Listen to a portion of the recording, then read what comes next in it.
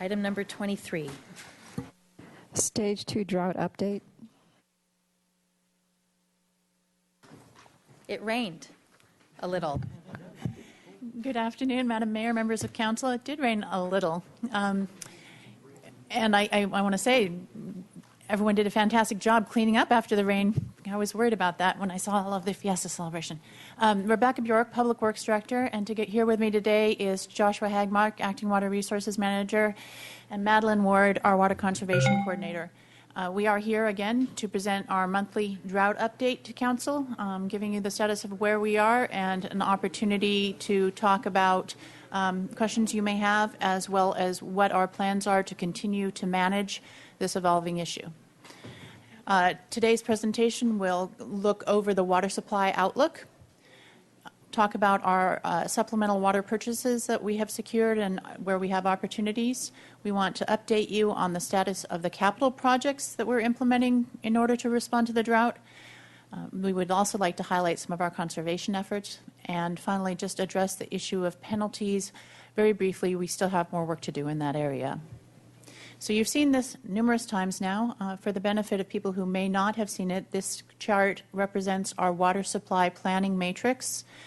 Each year is October 1 to September 30th, and the bottom bar, the purple, is our recycled water, followed by Kachuma water, Kachuma carryover water, which is basically a savings account of water we work hard to develop, Gibraltar water, and then the green is state water, and the yellow is groundwater. We are currently nearing the end of year 3, 2014, and you can see that we are very dependent on local surface water supplies in the bottom 3 bars. We are also expecting to use much more state water than we would typically use, and I do want to point out that this is one of the benefits of being connected to the state supply, is that in times when our local supplies are diminished, we do have an opportunity that we would not otherwise have to bring imported water in. You can see our groundwater is a relatively small bar. As we've reported, we are having some equipment issues and trying to get that out, but we will continue to be producing groundwater. The good news is that means that we have more groundwater in storage for the following years. And then conservation is the red bar. We expect people to conserve all the time. Our community does a great job of that. We appreciate it.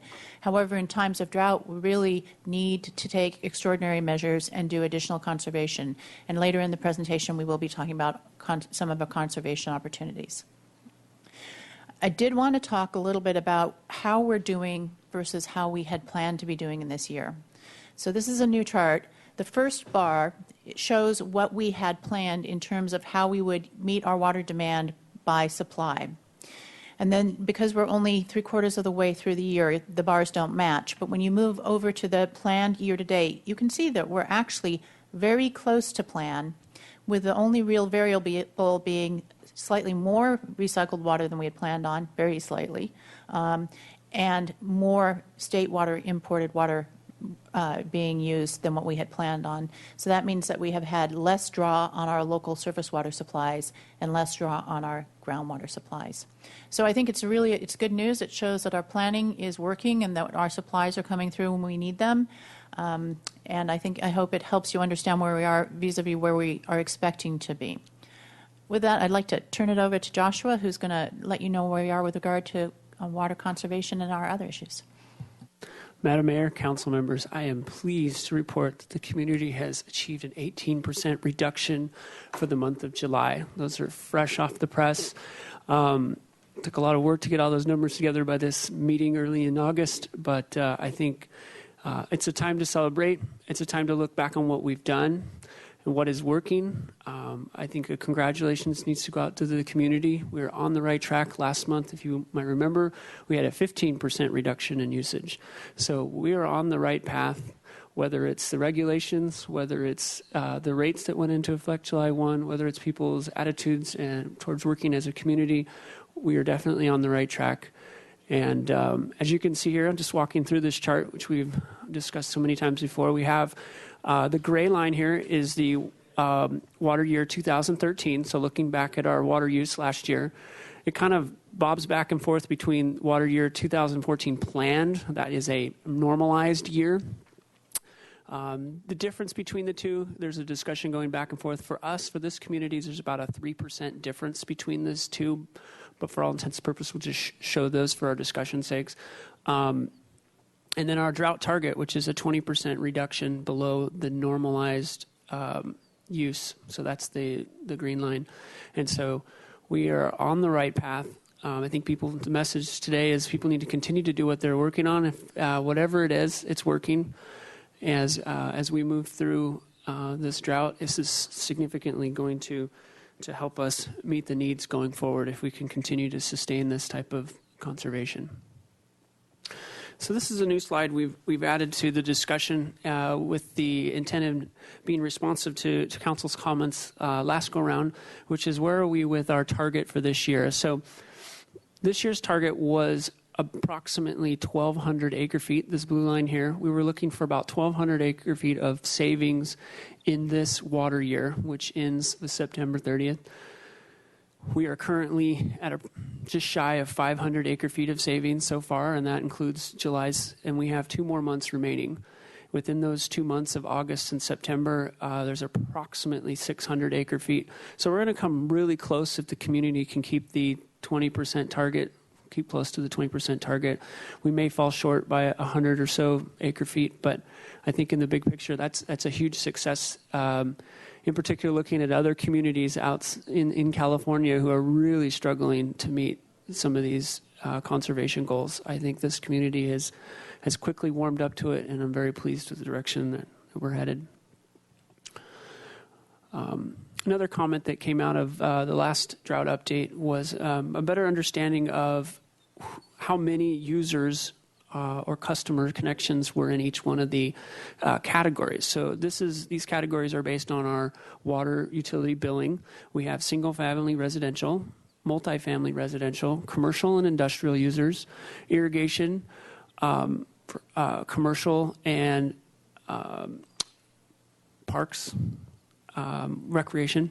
We have irrigation, recs, parks, and schools, and we have agricultural use. So within the single-family residential users, there are 16,900 connections within this 6,000 acre feet of water that's annually used in this category. So that's a significant number of connections. We have the multifamily residential, there's 6,400 users in this category. Under the commercial industrial, that is 600 connections in here. 2,700 connections within this category. I apologize. Under the irrigation, residential, commercial, this is 600 connections in here. Agriculture is 60. And within the parks and rec, there are 150 service connections. Just giving an idea of the magnitude of number of connections that makes up this total number of water use. When you look at this, you can kind of the takeaway too is approximately 50% of the water used in the city relies in the tier 2 and tier 3 area. The rates that went into effect in July were targeted to bring down the usage in these categories. So I think that's some of what we're seeing. Hopefully August we'll see even more conservation as people get their bills and kind of realize they got to bring it down some more. We have a question, Mr. Hart. So could you go back to that last slide? Mm-hmm. So if you were to do this by month, and you would see the last 2 months that the red is shrinking, or is that not the case? At this point, I have to go back and look, but I would guess it's actually coming from all tiers. Really? Okay. Yeah. Interesting. Thank you. Mm-hmm. Since there was a question, so it rained very slightly, a little bit over the weekend, but for someone who wanted to irrigate their lawn and didn't, how long does that rain, does that mean you don't have to even think about it for a couple of weeks, or, just to help people know what did that do for us over the weekend? Madam Mayor, if we get 1 inch of rain, you don't need to irrigate for 2 weeks. I think we got 1/4 of an inch, so anyone who's not irrigating, keep not irrigating. Maybe wait a week if you wanted to water. You probably got, based on where you were, you got a little bit of water, but we need really a solid inch to be able to delay that irrigation. Great, that's good to know, and let it go brown anyway is the answer. Okay, thanks. Please continue. Supplemental water, keep reporting back on this. the Vandenberg Air Force Base, we were able to secure about a little over 1,100 acre-feet in extra water that they had available in San Luis Reservoir. We're currently under contract with Biggs West Gridley Water District to purchase 1,300 acre-feet. That water is currently being delivered, and if there is no issues with the Delta, we expect to have all that water delivered by the end of September. The Mojave Water Agency, we are currently executing contracts with the Mojave Water Agency for 535 acre-feet of water that they have available in San Luis Reservoir. That agreement is a mixture of outright purchased water and an unbalanced exchange where we would have to repay the water in future years. We have 10 years to repay that water. And then the last one is the banked water that we have in Dudley Ridge. It's a groundwater banking program for approximately 1,400 acre-feet, and we're still working with them on the delivery of that, timing of that. So in total, we have about 4,410 acre-feet of water that we feel pretty comfortable is in our supplemental water. Our projection through next year was the need for 4,500 acre-feet of water. So we're doing very good. We continue to work with CCWA, Central Coast Water Authority, to explore other options for purchasing water as well. We have another question from Mr. Hart. This is sort of on the slide that you just showed, I think, next. It's this capacity issue of getting the water from out of the area through the pipe that has a limited capacity. Not even 100% of that pipe is available to us, obviously, because we're sharing that with the other customers that get water through the state system. So are we getting to the point where we can't buy additional water for future water years because the pipe capacity is full with water that we bought this year? Madam Mayor, Councilmember Hart, we are getting to that point. We've maximized the pipeline for this water year through October. Next year, they are allocating that. We do have, and I'm going to talk about that right here, we have about 3,000 acre-feet that belongs to the city that we can import on an annual basis. However, if there is available capacity, other users aren't importing state water, there may be additional capacity available to us. So at this time, we're continuing to look for water. We're not letting this be a limiting factor. If there is an opportunity and a reasonable means of acquiring water, we're certainly looking to make. Is there any reason to expect that one of our other partners in this system wouldn't take their capacity to buy state water? Councilmember Hart, at this point, yes. At this point, their Goleta Water District is not actively pursuing a significant amount of water. They're looking for about 900 acre-feet. So there's a potential that there could be additional capacity. And Carpinteria, they don't have a significant state water allocation, but they're currently relying a lot on their wells as well, groundwater. Okay, thank you. Mr. White? Thank you, Madam Mayor. In that regard, is it possible to lease that capacity at this stage? Is that something that's been discussed? Madam Mayor, Councilmember White, what's interesting about it is if an agency is not using that portion of the pipeline, it automatically becomes available to the users. It isn't so as long as they don't have it programmed out for water deliveries, then it automatically becomes open to the group for use. But it can't be preempted or committed. I don't know the answer to that. Okay. Madam Mayor, Councilmember White, the Central Coast Water Authority regards the pipe as the property of the entity, and therefore, although we have allocated share amounts, that's really for reasons of priority to make sure that we can get the amount of water that we are entitled to have. But they do not manage the pipe as straws in the pipe. They manage it as one pipe, and they have put together what I think works very effectively, that you are allocated your entitlement, and then the rest is shared if it's not completely used. And that really gives us more capacity than if we started to divvy it up into little pieces. So the answer to my question is no? That's correct. Okay, thank you. And then just one last piece of that. So there's a decision point. I'm sorry, I didn't realize that you were Thank you. finished. Excuse me. And then on the Mojave unbalanced exchange, can we purchase water from elsewhere and have that go to, let's say, in future years?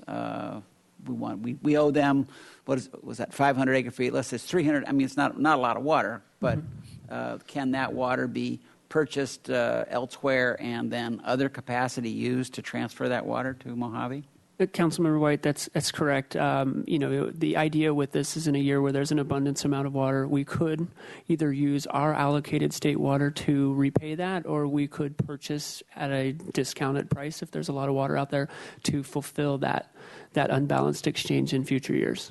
Or an expensive price if it's not a opulent year. Sure. Okay. Thank you.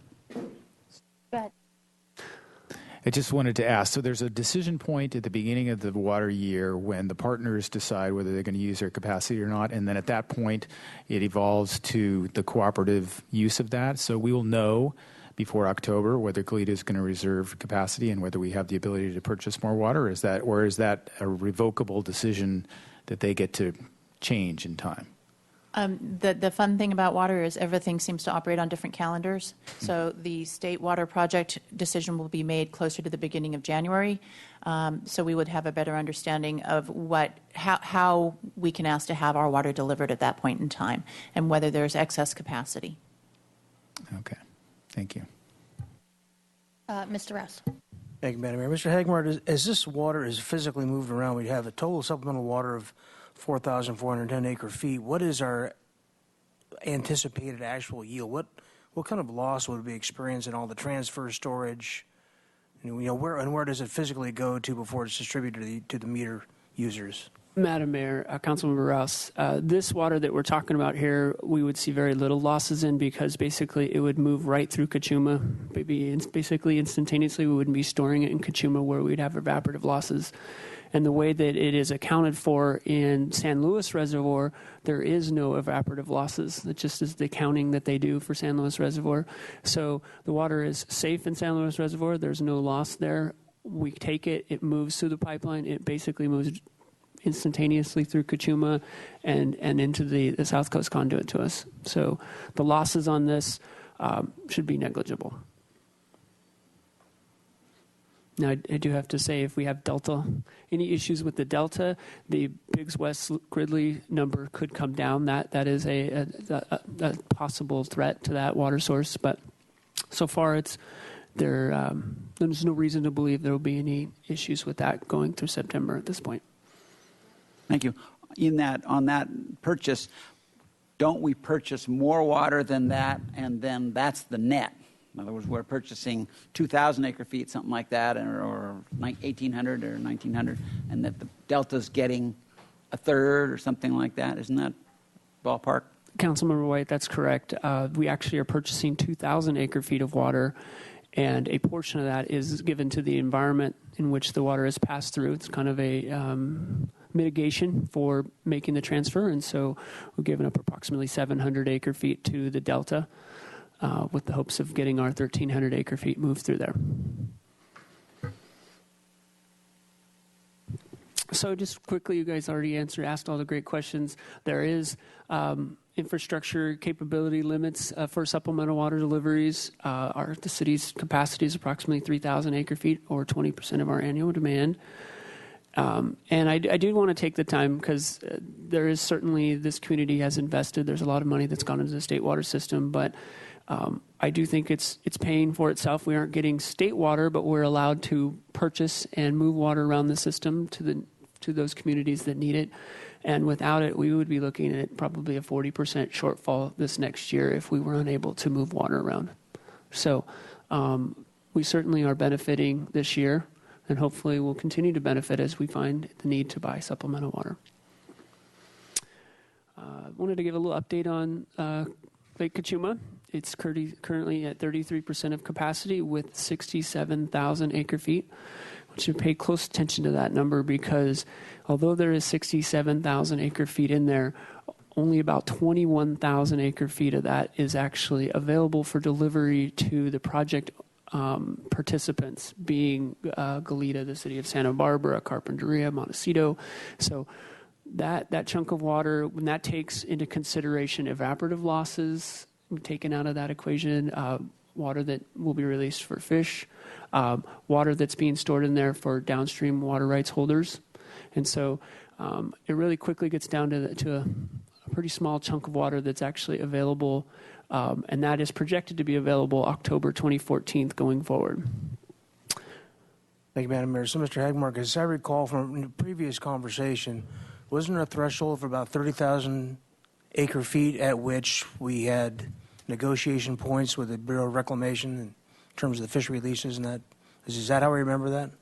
That is correct, and that discussion, this bullet point on here, discussion with the Bureau of Reclamation concerning fish releases as they pertain to the biological opinion. The biological opinion actually specifies a reduction in fish releases, but the way that the biological opinion was based on was the capacity of the lake, because at the time, the only holders of water in the lake were the project participants.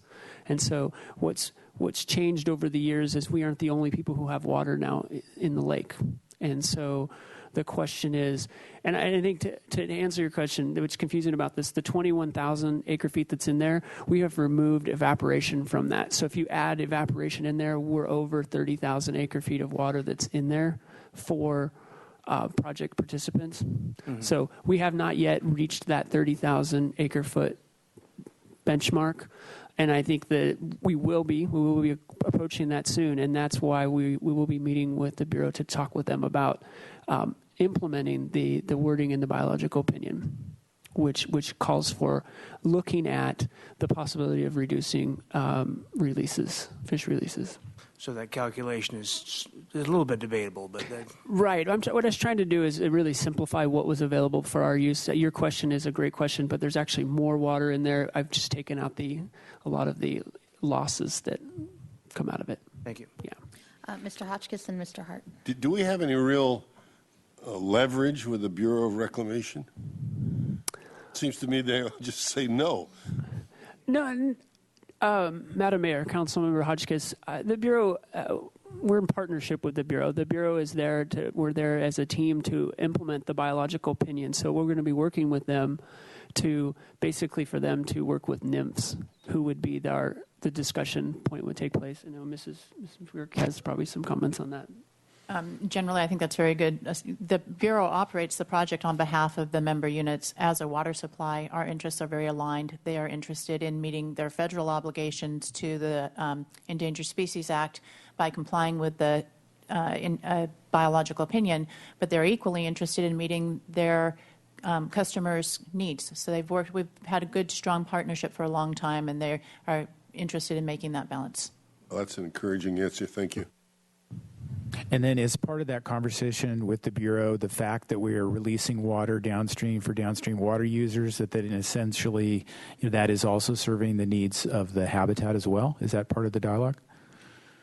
Madam Mayor, Councilmember Hart, the way that the water rate releases work is they work to offset releases that would otherwise be project water. So the downstream releases, the water rights releases, that's water that's the right of the downstream entities, take away the need for project water to be released. So there is what we call a conjunctive use there, and that is helpful. Thank you. So for this water year, which will start October 1st, the member agencies and project participants have agreed to a 55% reduction. For us, that's about, we'll be looking for about 3,700 acre feet of water next year from Kachuma. That is reflected in our current supply strategy. With this strategy, we are hoping to sustain water in Kachuma into 2016. And then with one of the big drivers to that is allowing us to continue to convey either state water or supplemental water through Kachuma, because that is basically our conduit for moving water to the south coast. As I mentioned, we will we'll be talking with the Bureau, hoping to get the discussion going with NIMS about implementing the biological opinion, which looks at possible reductions in fish releases. And water rights release, I just wanted to let the council know that the downstream water rights users will be releasing approximately 6,000 acre feet sometime, I believe, in August here to replenish some of their groundwater. So at this point, I want to just review the drought response capital projects that are going on, starting with recycled water, groundwater projects, desalination plant, and the cone pumping project. So the tertiary treatment plant, just report, it's everything's on schedule at this point to be online the summer of 2015, and to remind the council that the capacity of that facility is 1,400 acre feet per year. We currently do not have demand for 1,400 acre feet. Our demand currently without the El Estero wastewater treatment plant is around 800 acre feet a year is what our current demand is for recycled water. Valverde well, we continue to move forward with that. It's a well with non-potable water that we are looking to bring online sometime in October to help offset our potable water demands in the recycled water system. Mr. White has a question. Thank you, Madam Mayor. This just struck me. Is there opportunity to expand the use of tertiary, of reclaimed water? We have this year where the construction of the plant's going on, or however many months, most of a year, to put the word out to, I mean, we have our largest single residential customer is right next to the purple pipe. Are there, could there be opportunities to get some of those things teed up during this year so that we are increasing the use of reclaimed water when the plant is ready? Madam Mayor, Councilmember White, the city did an exhaustive study to see where we would expand our recycled water system, trying to see where it would go in the system and kind of some costs with that.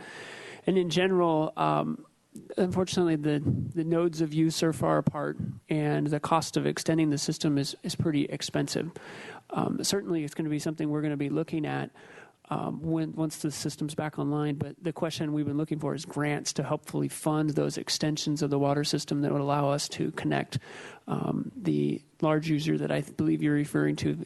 There would be some recycled water pipe extensions that would need to be done to actually make them a usable candidate. But those infrastructure investments have typically been the city who have taken those on, and so those would be something we would have to discuss going forward. Thank you. Mm-hmm. Groundwater project highlights. Unfortunately, they may all sound kind of negative, but there's actually a lot of great things going on with the groundwater.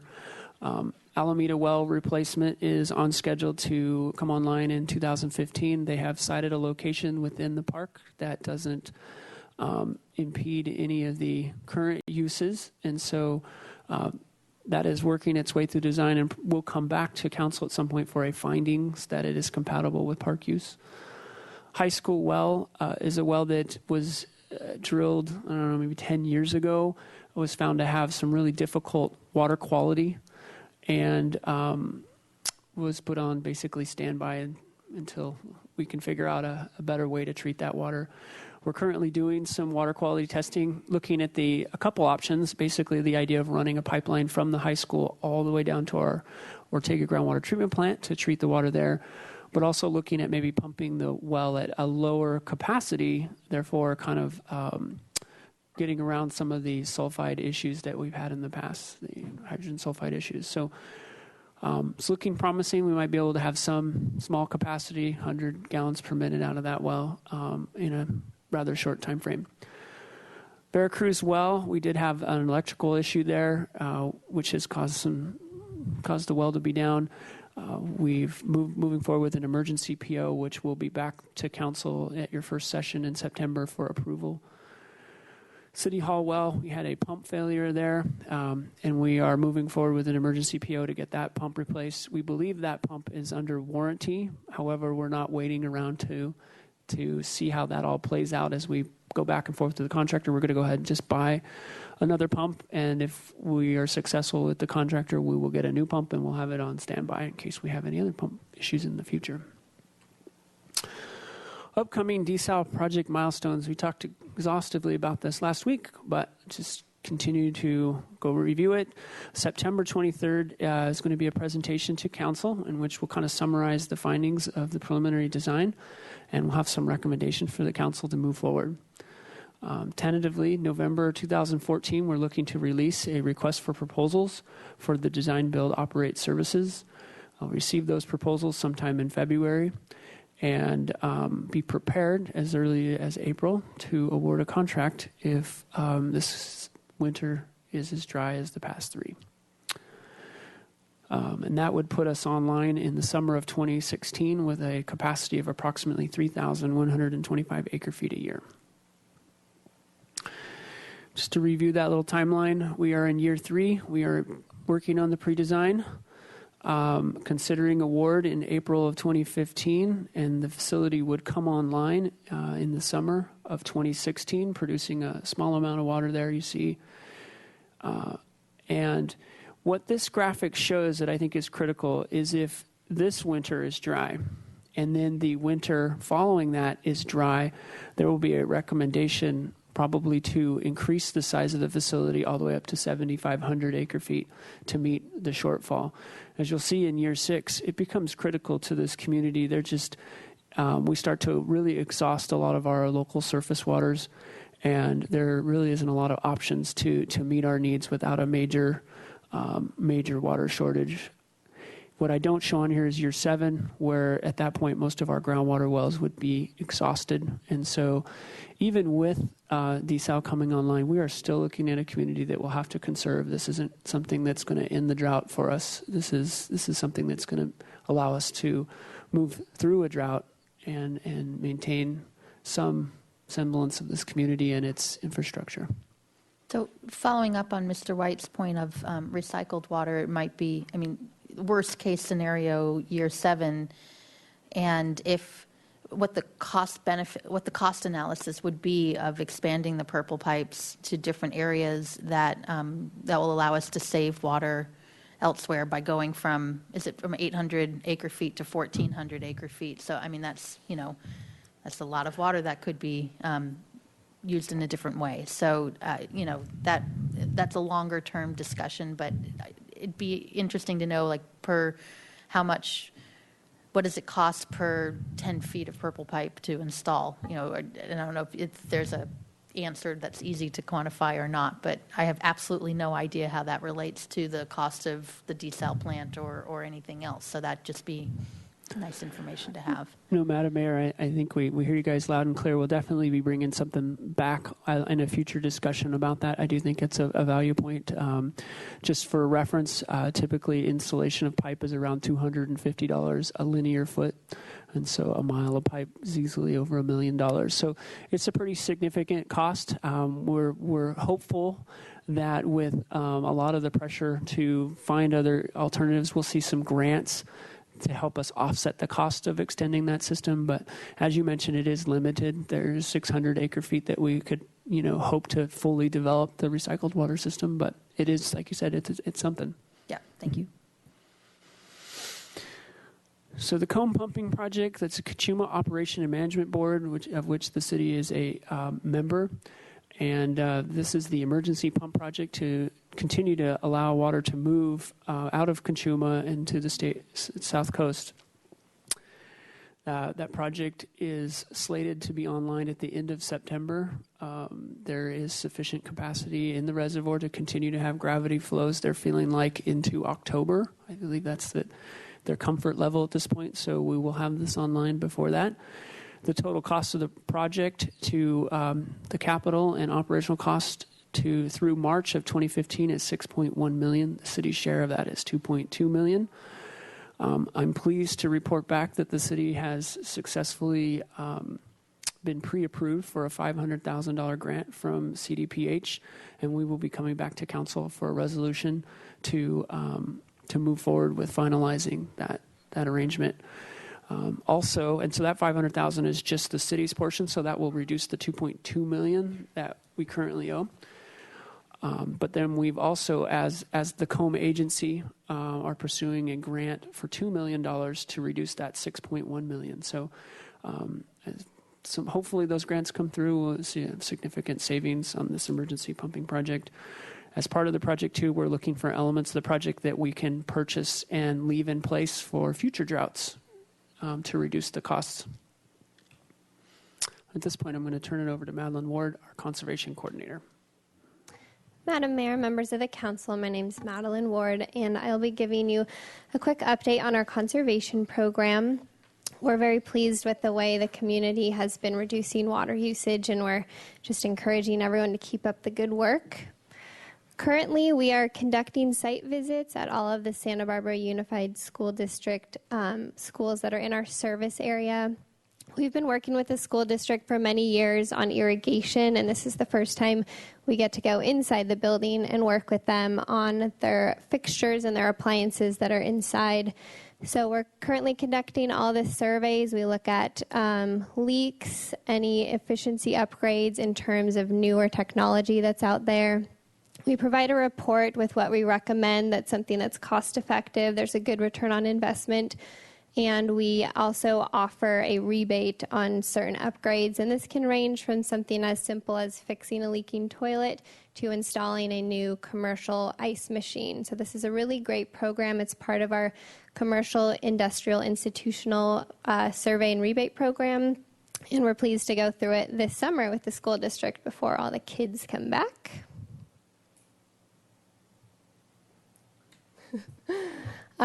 We also have noticed that the community is very engaged in terms of waste of water. Since February, about mid-February, we've received 450 calls and reports on waste of water or also the stage 2 violations. And the most common are sprinkler runoff, which is something that we enforce at all times, no matter if we're in a drought or not.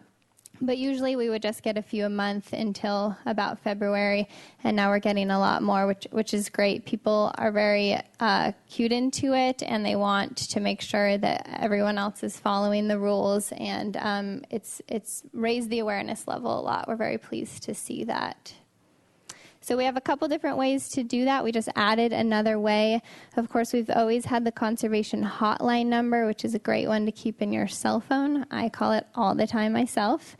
But really the best thing is photos, because we can't be everywhere at all times, especially we're not really around at 4 in the morning when the water's running down the street, and maybe when we come, it's already dry and we can't even tell that the water was running. So photos can be emailed to wconservation@santabarbaraca.gov, and we created a new online reporting form, which is really handy because you can put in all the information and the photos and a video. We now have a video feature because a lot of people came back saying, I want to upload a video. So the online form is santabarbaraca.gov/reportwater, and we've been getting quite a few a day via that online reporting form. Does that work on a smartphone? Yes, it does work on a smartphone. We're fixing the formatting a little, but that's what it's ideally for, is so you can take the picture and upload it right there. I think what's critical too, if you submit or email pictures in, please, the address and the time is also very critical so that we can follow up and be very clear with whoever the violator might be. And it can also be anonymous. The online form is, there's the option of being anonymous, but some people are putting their contact information in case we need to follow up with questions, which is very helpful. Also, I just want to call your attention to next Monday, August 11th, when we will be having a Water Commission meeting that's focused on conservation. We're inviting the members of the public. We've moved it here to the City Council chambers in order to allow for more people to attend. So it's going to focus on what customers and businesses can do to save water, simple things to do, and then also all the programs that the city has. So that's next Monday, August 11th at 3 o'clock right here in the council chambers. Go ahead, Ms. Muriel. Ms. Ward, does that mean that it'll be televised so people can watch it and watch the rerun as well? Madam Mayor, Councilmember Murillo, yes, it will be. It'll be televised and it'll be on repeat, but we'll also take a snippet of it and put it on our website as well. Mr. Rouse? Thank you, Madam Mayor. Well, I can see a fleet of water drones coming out of the city here. Quick question, Ms. Ward. I've got a lot of constituents that ask me about the use of gray water around their people's own residential properties. Could you say something for the public regarding that, the do's and don'ts there? Maybe Ms. Bjork can do that. Madam Mayor, Councilmember Rouse, I will actually defer to Madeline. I thought you said Ms. Bjork, but I think you said Ward. So we do have guidance for people who are interested in using gray water. at their homes. There's a basic gray water that does not require permitting, but we also have some sample plans on how to do it. And if people have questions, certainly our water conservation hotline is the best number for that, 564-5460. But gray water is a great way to stretch your water supply. So I have one more slide that I'd like to review here, and this has been something that staff has been working on, and this is tools for influencing water usage. Our current plan for reducing water usage was adopted in 2011, and we're moving through that plan, and it's based on two main elements, an economic incentive, which is the conservation-based water rates, which were put into effect July 1st, and the use of regulations on what water use applications, which is in effect as well as of May 20th. Questions have come up, though, about the use of other methods. There are other communities who are using allocation-based or rationing-based methods for water reduction and or penalties. And staff has gathered quite a bit of information. We've been talking pretty extensively with the city of Santa Cruz, who has a rationing program, a pretty aggressive rationing program, as well as with Montecito, who has a kind of a hybrid that works for their community. But at this point, we would like to come back in September once we've kind of vetted this element a little bit more and have a nice discussion with you in September on the other alternatives that are out there. I will say that I think we are on the right path and we are getting the results that we are looking for, but I think it might be helpful to the council to know what other tools are out there should we get to a point where we've exhausted all of our tools in our toolbox. I don't see that at this point, but I certainly want to be forthcoming about what other opportunities are there. Great. We do have I think that was your last slide, correct? Okay. We do have two public comment speaker slips here, Phil Walker and then Ben Pitterly. Come on up. Good afternoon again, Madam Mayor and members of the City Council. You know, going back to 1990 when we had the vote for state water and desal, I didn't want to tell people I voted for both items, but I'm certainly glad I did now. You cannot have enough water sources. The one thing is the coastal branch of the state water resource aqueduct is a somewhat fragile conveyance. You have approximately 100 miles of steel, cement lined and coated pipe, welded, circumferential, welded at every 25 feet. I think I remember the sticks were 25 feet. I have a neighbor 2 blocks down that actually worked on the project. And in the mid-90s during construction, there were questions raised about the viability of the welds. And you have to remember, too, that the coastal branch moving from east to west, approximately 100 miles, 3 water tunnels, 5 steel welded reservoirs, it's actually bisects the San Andreas Fault. They were smart enough to daylight it at that point, but there is a concern in a major event on the San Andreas whether you'll have some downtime on this system. So it's good to have as many different sources of water that you can possibly come up with. Thank you. Ben Pitterly? Good afternoon. I'm Ben Pitterly with Santa Barbara Channel Keeper. Generally, we're pleased with the staff report, and I'll elaborate on some points there in a moment. I did want to first, though, just offer a reflection on, I think, a comparison and some questions that I made during my comments at the last board meeting regarding the city's existing landscape rebate program and that of other communities. And I believe when I made that comparison, your staff provided some clarification as to how Santa Barbara's rebate structure is actually established, and it had something to do with the avoidance cost of water. And so that's very helpful to understand. I guess I do want to make the distinction that, you know, though the city's program is set up that way, doesn't necessarily have to be set up that way. I think there's still perhaps consideration and some questions that could be analyzed as to whether or not augmenting that rebate program could be beneficial. And I know that staff did mention that I think there's like a 10% scheduled increase in the rebate. Based on the city's website, I think the existing rebate's $1,000, so that would bring it to $1,100. By comparison, Oxnard rebate program caps out at $3,000. So just food for thought. I think it still deserves some consideration. And my next point, I think also I just want to be careful to set the tone in these comments. I think by offering, I think it's possible to offer, criticism or ask questions without suggesting that staff isn't doing a really stellar job on their conservation programs. I think we're pleased to see that they've achieved the 18% reduction. The city's set a 20% goal. I think that we would all agree, though, that we should recognize that, currently the city's programs are primarily voluntary.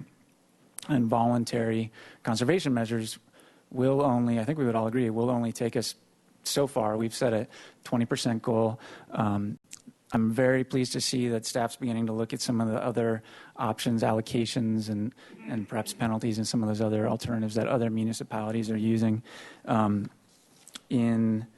As of July 2014, there's 27 other cities in California that are implementing mandatory conservation targets of 20% or more. And there's a long list of agencies. I think staff mentioned they're looking at Santa Cruz's program. Sacramento has a robust program. You can ask people to conserve, given people are going to take into context what the status quo is and conserve what they can. Using a strategic combination of some of these additional mandatory tools, I think you can achieve, probably far exceed that 20% goal. I'll conclude. My only final point, I just wanted to also draw your attention to a letter I think Council received from Coastal Protection, California Coastal Protection Network, that identified, I think it's important that everybody, Council understands what the permitting process for the desal plant will accurately be. And I think they identified some issues moving forward that... Yeah, you're way over your time, so thank you very much. We did get the letter today, or yesterday. Thank you. Okay. This is just receiving a report. Any other questions or comments from Council? I did, Madam Mayor. Yeah, Ms. Murillo and then Mr. White. Thanks. To go back to the groundwater, is the City Hall well or the Veracruz well... Or is that water cleaned or treated through the Ortega plant? Madam Mayor, Councilmember Murillo, yes, that is correct. Both of those wells require additional filtration and cleaning before we put it in the distribution system. Okay. And then Mr. Pitterly kind of beat me to the punch there. I wanted to suggest the idea of increasing the conservation goal beyond 20%. And when we come back in September for that presentation to discuss penalties and I'm not sure if it's going to rain, but if we conserve, what if we conserved at 40%? Would that keep us from recommissioning the desal plant? It seems like we should start the conversation about getting tougher on our residents. Thank you. Mr. White? Thank you, Madam Mayor. Well, it's pretty clear what the city will do if we either have a catastrophic rain year or a miracle. I think those two sides of those two bookends are before us. I won't even call it a miracle, just a good rain year. It's going to be that in-between area that's going to be perhaps the one where delicate decisions or difficult decisions need to be made. So it's there. That's where, and I think at least the comments that many people have made today about conservation, I think really come to bear. The more we conserve, the more options we're going to have in the out years as we go along with the sort of so-so rain years. The more we conserve now, the more options we're going to have to not incorporate the desal plant, or perhaps to keep it at the smaller size, and instead of the small size, we don't have to go up to the big size. So the conserving now is one of our best options, and so I do urge all of us to continue this momentum of going from 15% to 18% conservation. I hope that when we come back in September, we're looking at attaining that 20% goal at least. Thank you. Okay. Thank you. We'll see you in September.